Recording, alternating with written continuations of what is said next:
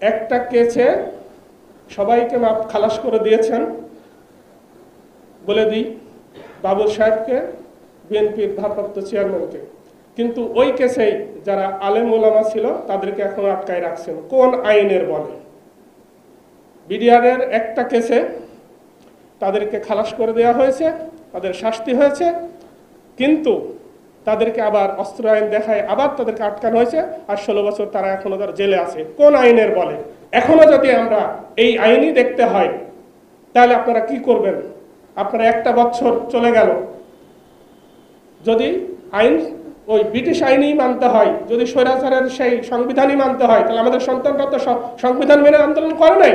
আর আপনাদেরকে কে বাধ্য করছে যে হচ্ছে সংবিধান মানতে হবে? এখানে আমি বলছি, আপনার লেখছেন জুলাই গণবিচার, গণহত্যার বিচার আলোচনা। আমি চাই এটা হওয়া উচিত ছিল জুলাই গণহত্যার বিচারের আপডেট।